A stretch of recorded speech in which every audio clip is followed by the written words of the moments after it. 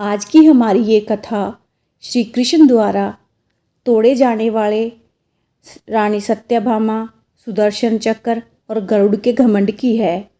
आगे देखिए किस तरह से श्री कृष्ण ने उनका घमंड चूर चूर किया। तो चलिए शुरू करते हैं आज की ये कथा। श्री कृष्ण भगवान द्वारका में रानी सत्यभामा के साथ सिंहासन पर विराजमान थे।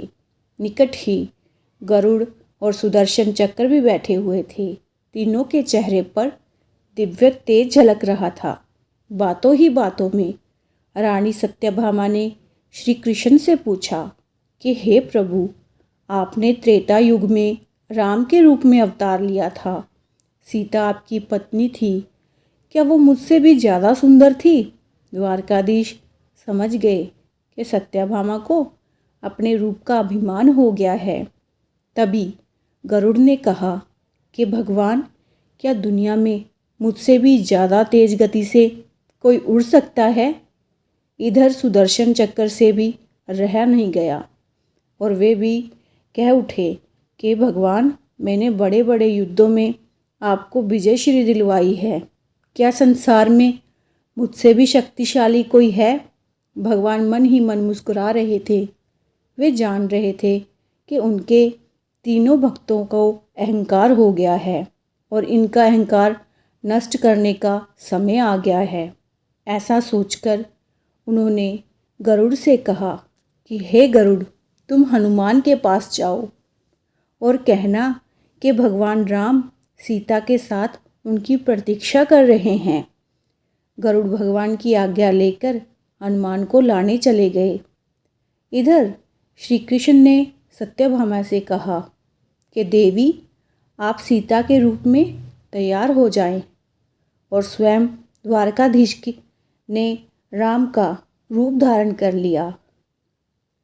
मधुसूदन ने सुदर्शन चक्र को आज्ञा देते हुए कहा कि तुम महल के प्रवेश द्वार पर पहरा दो और ध्यान रहे कि मेरी आज्ञा के बिना महल में कोई प्रवेश ना करे। भगवान की आज्ञा पाकर चक्र महल के प्रवेश द्वार पर तैनात हो गए। गरुड़ ने हनुमान के पास पहुंचकर कहा कि हे वानर श्रेष्ठ, भगवान राम माता सीता के साथ द्वारका में आपसे मिलने के लिए प्रतीक्षा कर रहे हैं। आप मेरे साथ चलें, मैं आपको अपनी पीठ पर बैठाकर शीघ्र ही वहां ले जाऊंगा। हनुमान ने विनयपूर्वक गरुड़ से कहा, आप चलिए, मैं आता हूँ। गरुड़ ने सोचा, पता नहीं ये बूढ़ा बानर कब पहुँचेगा। खैर, मैं भगवान के पास चलता हूँ। ये सोचकर गरुड़ शीघ्रता से द्वारका की ओर उड़े। पर ये क्या, महल में पहुंचकर गरुड़ देखते हैं कि हनुमान तो उनसे पहले ही महल में प्रभु के सामने बैठे हैं। गरुड़ का सिर लज्जा से झुक गया। तभी श्री राम ने हनुमान से कहा कि पवन पुत्र, तुम बिना आज्ञा के महल में कैसे प्रवेश कर गए? क्या तुम्हें किसी ने प्रवेश द्वार पर रोका नहीं?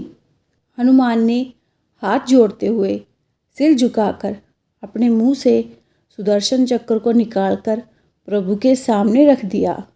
हनुमान ने कहा कि प्रभु, आपसे मिलने से मुझे इस चक्र ने रोका था, इसलिए इसे मुंह में रख मैं आपसे मिलने आ गया। मुझे क्षमा करें। भगवान मन ही मन मुस्कुराने लगे। हनुमान ने हाथ जोड़ते हुए श्री राम से प्रश्न किया, हे प्रभु, आज आपने माता सीता के स्थान पर किस दासी को इतना सम्मान दे दिया कि वो आपके साथ सिंहासन पर विराजमान है? अब रानी सत्यभामा का अहंकार भंग होने की बारी थी। उन्हें सुंदरता का अहंकार था जो पल भर में चूर हो गया था। रानी सत्यभामा, सुदर्शन चक्र पर गरुड़ जी, तीनों का गर्व चूर चूर हो गया। वे भगवान की लीला समझ रहे थे।